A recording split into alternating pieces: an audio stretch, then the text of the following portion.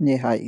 ఈరోజు ఏం చెప్పాలనుకుంటున్నానంటే, కన్ఫర్మ్‌గా నీకు తెలిసే ఉంటది. ఎన్ఏఎసి ఏ ప్లస్ అని చెప్పి, బి అని చెప్పి, సి అని చెప్పి ర్యాంకింగ్ అయితే ఇస్తా ఉంటది. దీని గురించి మాట్లాడాలనిపించింది. ఎందుకంటే దీని గురించి చూసిన తర్వాత నువ్వు కాలేజ్‌లో జాయిన్ అవుతున్నావు. మరి అలాంటప్పుడు ఇది నీకు చాలా ఇంపార్టెంట్ కదా! దీంట్లో ఎంత ఇంపార్టెంట్ ఉందో అంత ఫ్రాడ్ కూడా ఉంది. నిజంగా. ఎన్ఏఎసి ఏ ప్లస్, ప్లస్ ప్లస్ రావాలి అనంటే చాలా అంటే చాలా మట్టుగా కాలేజెస్ ఈ అఫీషియల్స్ ఎవరైతే వస్తారో ఇన్స్‌పెక్షన్‌కి వాళ్ళకి చాలా డబ్బులు కొడతారు. డబ్బులు కొట్టి రివ్యూలు రాసుకొని కాలేజీలుండాయి. చాలా కాలేజీలున్నాయి. ఈ పర్టిక్యులర్ ఈ కాలేజ్ ఉందా? ఆ కాలేజ్ ఉందా? అని అన్నది తర్వాత మాట్లాడతాం. మెయిన్‌గా వచ్చేసి చాలా కాలేజెస్ బెంగుళూరులో అయితే ఉన్నాయి. ఎందుకంటే నేను రీసెంట్‌గా ఒక కాలేజ్ నుంచయితే బయటకొచ్చేసా. డిస్కేసా. ఆ కాలేజ్‌లో కూడా సేమ్ ఇదే పాత్‌లో రన్ అయింది. ఓకేనా. సిగ్గు లేకుండా చెప్తున్నా డిస్క్ అని చెప్పి. ఎంబీఏ బానే జాయిన్ అయ్యా.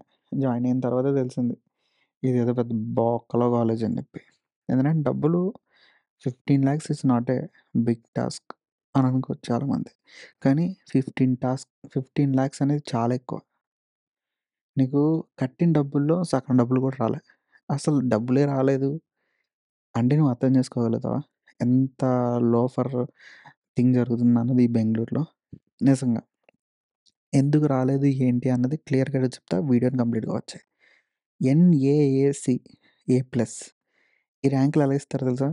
నీ యొక్క జీపీఏ అండ్ సీజీపీఏ మీద ఉన్న బేస్ చేసుకొని ఇస్తారు. చెప్తా ఇంకా క్లారిటీగా ఫర్దర్‌గా విను. ఇప్పుడు మీ క్లాస్‌లో 60 మందున్నారు. 60 మందిలో ఫస్ట్ సెమిస్టర్ ఎగ్జామ్స్ పెట్టారు. ఎగ్జామ్స్ పెట్టినప్పుడు అందరికీ జీపీఏ, సీజీపీఏ ఎంతొచ్చింది? ఫర్ ఎగ్జాంపుల్ 9.5 వచ్చిందనుకోండి. కన్ఫర్మ్‌గా మిమ్మల్ని ఎలా కేటగరీ చేస్తారంటే, ఓకే. సెమ్ 1లో బానే పెర్ఫార్మ్ చేశారు. ఎవ్రీ 1 ఇయర్‌కి ఇన్స్‌పెక్షన్ అయితే జరుగుతది. ఎన్ఏఎసి ఏ ప్లస్ కావాలి అనంటే, ఏఏ ప్లస్ కావాలంటే ఎన్ఏఎసి వాళ్ళు వస్తారు మన కాలేజ్‌కి. వచ్చి ఇన్స్‌పెక్షన్ చేస్తున్నప్పుడు నీ బుక్స్‌లో, రికార్డ్స్‌లో ఉన్నదేంటి? 60 మంది స్టూడెంట్స్ 9.9 సీజీపీఏ వచ్చింది అని చెప్పి నువ్వు ఎన్‌రోల్ చేసి చూపించావనుకో. వాడేమడుగుతాడనుకున్నావు? నీ ఆ నీ యొక్క ఆన్సర్ స్క్రిప్ట్స్ అడుగుతాడు. నీ యొక్క ఆన్సర్ స్క్రిప్ట్స్ వాడికి చూపిస్తే, వాడు రిలవెంట్‌గా ఉందా? లేదా? అని చూసిన తర్వాతే అప్రూవల్ చేయడానికైతే ఛాన్స్ ఉంటది. ఒకవేళ నువ్వేదో తలకమాసి పని చేసి మగ్గప్ చేయాలని అనుకుంటున్నావనుకో, కన్ఫర్మ్ వాడు కనిపెట్టేత్తాడు. సస్పెండ్ చేయడు, హోల్డ్‌లో పెడతాడు. నీ యొక్క ర్యాంకింగ్‌నని అన్నదాన్ని హోల్డ్‌లో పెడతాడు. ఓకేనా? ఇక్కడి వరకు క్లియర్‌గా ఉంది కదా! హోల్డ్‌లో పెట్టిన తర్వాత మనకు కావాలంటే రీఇన్స్‌పెక్షన్ చేసుకోవచ్చు. రీఇన్స్‌పెక్షన్ అప్లై చేస్తే వితిన్ 15 డేస్‌లో మళ్ళీ వస్తారు కాలేజ్‌కి.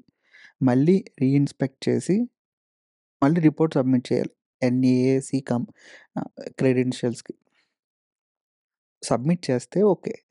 ఈ మధ్యలో కాలేజ్ ఏం చేస్తుందంటే సెకండ్ ఇన్స్‌పెక్షన్ గాని, థర్డ్ ఇన్స్‌పెక్షన్ గాని వస్తున్నప్పుడు they are offering some money to the officers. ఎవరొస్తారో ఏంటన్నది మనకు తెలీదు. నీకు తెలీదు, నాకు తెలీదు. ఎక్కడుంటారో, ఏం చేస్తారో అన్నది మనకెవ్వరికీ తెలీదు. వాళ్ళకి ఆఫర్ చేయడం ఇప్పుడు ఏం జరుగుతుందనంటే, నువ్వు డబ్బులు తీసుకొని సొంతంగా నీకు ఎంత ర్యాంక్ కావాలా అన్నది నువ్వు ర్యాంక్ ఏయించుకుంటున్నావు. ఎన్ఏఏసీ ఏ ప్లస్ ప్లస్సా? ఎన్ఏఏసీ ఏ ప్లస్సా? అన్నది నీ చేతిలో ఉంటది. నువ్వు డబ్బులెంత పెడతావు? కాలేజ్ వాడు ఎంత డబ్బులు పెడతాడో వాడికి అన్ని ర్యాంక్స్ ఒస్తాయి.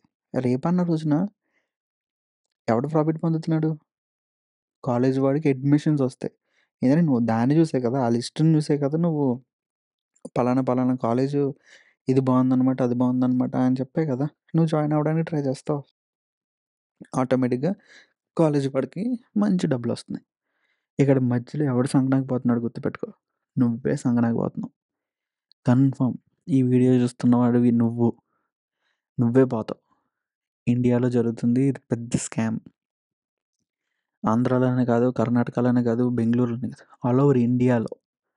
ఎందుకంటే ఎవరైతే ఈ ఇన్స్‌పెక్టర్స్ ఇలాగే మల్టిపుల్ ఏజెన్సీస్ ఉన్నాయి.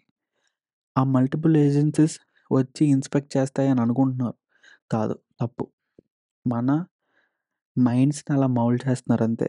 మిగతాదంతా రన్నింగ్ అంతా మనీ మీద రన్ అవుతుంది. ఇదైతే మాత్రం గుర్తుపెట్టుకో. కాలేజ్‌లో జాయిన్ అవ్వాలనంటే నువ్వు కాలేజ్‌కి వెళ్లి చూడాలి. ఫస్ట్ డే అలాగెళ్ళి ఇలా చూసేసి ఫీజు కట్టేసి, ఇది బావుంది. ఇక్కడ స్తంభాలు అంతంతున్నయి. అక్కడ వైట్‌గా ఉంది. ఈ క్ బు క్లాస్ రూమ్స్ చాలా బావున్నాయి. బోర్డుంది. అయ్యున్నాయి. ల్యాబ్‌లున్నాయి. అయ్యున్నాయి అని చెప్పి చూడడం కాదు. గుర్తుపెట్టుకో.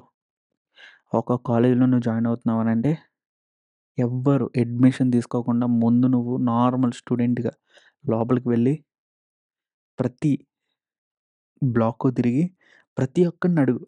తెలుగొచ్చినా, తమిళొచ్చినా, మలయాళమొచ్చినా ఎవ్వరో ఒకళ్ళని whether is the college is worth నిజంగానే వర్తా? చెప్తున్న సబ్జెక్ట్ బానే ఉందా? జస్ట్ నార్మల్‌గా మాటలో మాట కలుపు. వాడే చెప్తాడు నీకు. ఒకడిని కాదు 10 మందిని ఇన్స్‌పెక్ట్ చెయి. 10 మంది దగ్గరికెళ్లి రివ్యూ తీసుకో.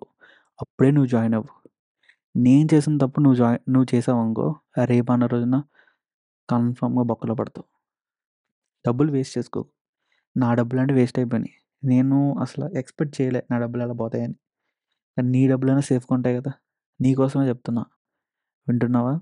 ఈసారి ఎక్కడైనా ఎంబీఏ అనే కాదు, బీబీఏ అనే కాదు, బీఏ అనే కాదు. ఎవరో చెప్పిన గుడ్డిగా చెప్పిన మాటలనైతే నమ్మకు.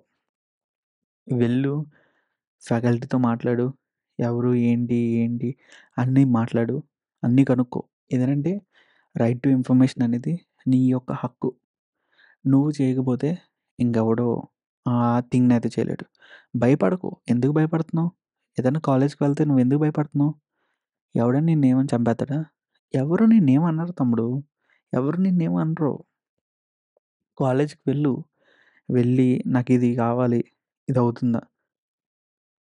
నాకిది చేయాలనుంది. ఇది బానే ఉంటదా? అని నువ్వు అడుగు. అడగకుండానే అన్నీ నీ దగ్గరకొచ్చేస్తే ఏదో ఒక రోజు గమ్మున ఎళ్ళిపోద్ది. అండ్ గుర్తుపెట్టుకో స్ట్రెంత్ ఏ ఊరోళ్ళుంటున్నారు. ఔట్ ఆఫ్ ద ఆంధ్ర అయితే స్ట్రెంత్ ఫర్ ఎగ్జాంపుల్ తెలంగాణ చూసుకున్నామనుకో. నార్త్ ఇండియన్స్ ఉంటున్నారా? ఎంత పర్సెంట్ ఉంటున్నారు? ఓకే. ఈ కాలేజు లిస్ట్ రాసుకో. ఒక లిస్ట్‌లో ఈ కాలేజు ఎలా ఉంది? ఈ కాలేజ్ ఎలా ఉంది? అని దాని యొక్క ఔట్‌కమ్స్ రివ్యూ రాసుకో. ప్రతి దాని మీద రివ్యూ చేస్తావు గదా! ఫోన్ కొనాలంటే రివ్యూ చేస్తావు. ఫోన్ చూడాలంటే, ఫోన్ పట్టుకోవాలంటే దీంట్లో ఇదుంది, ఇదుందని ఎవడో చెప్పిన మాటే కదా వింటున్నావు. ఈరోజు కూడా నీకు నువ్వు సొంతంగా రివ్యూ చేసుకో. నీ లైఫ్ బావుంటది. లేదు అనంటే మాత్రం సంకనాగిపోద్ది. నిజం చెప్తున్నా సంకనాగిపోద్ది. చాలా అంటే చాలా కంగారు పడకు. పేరెంట్స్‌కి చెప్పు. పేరెంట్స్‌కి చెప్పి అమ్మ ఈ ప్రాసెస్‌లో చేస్తే రేపన్న రోజున నీకు బ్రైట్ ఫ్యూచర్ ఉంటది. ఈరోజు ఫ్యూచర్ గురించి ఆలోచించుకో. ఈ రేపొద్దున గురించి ఆలోచించుకో. ఒక 10 ఇయర్స్, 5 ఇయర్స్ తర్వాత నీ పరిస్థితి ఏంటన్నది ఆలోచించు. నాకు తెలుసు నువ్వు మంచి పొజిషన్‌లోకి వెళ్తావు. ఉంటా మరి. ఈ వీడియో నచ్చితే కన్ఫర్మ్‌గా ఫ్రెండ్స్, ఫ్యామిలీ మెంబర్స్ అందరికి షేర్ చెయి.